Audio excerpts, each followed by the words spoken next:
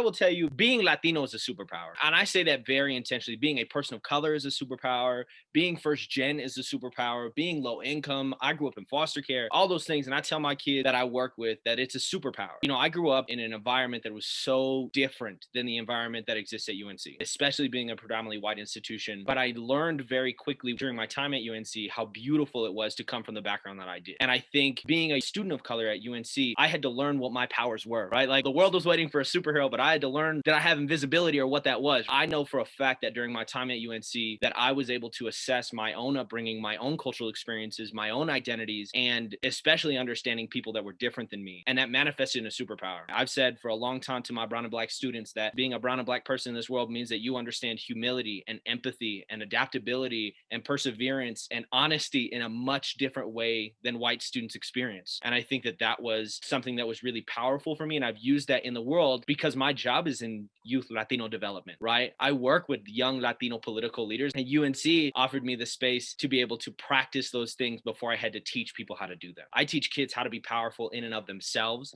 I had to learn that power for myself. And so going to UNC was a really, really important thing for me. And it taught me how to navigate the world and how to teach others how to navigate the world among a world that, let's be honest, is systemically, intentionally built against communities of color in such a real way. My final word of advice in entering into any industry: be 100% authentically who you are. Nobody knows your community better. Nobody knows the experiences that you have better. Nobody knows the work that you can do better than you. Trust that. I'm the youngest person in both of the workplaces that I work with. But what that means is speak authentically your experiences. It does not mean you hold less truth. It does not mean that you hold less important things to say. It does not mean that you don't have great questions to ask and challenges to the systems and the ways that industries work. That means that you have an opportunity to make them better for people who will come after you. I think that that's the important thing, that nobody else can take that away from you. And in the instance that somebody is uncomfortable or anything like that, all of that can be restoratively handled, right? All of that is things that we can work towards and build with each other. But if you are leading with who you are and you are leading authentically with who that is, then that's a power nobody else can take away from you.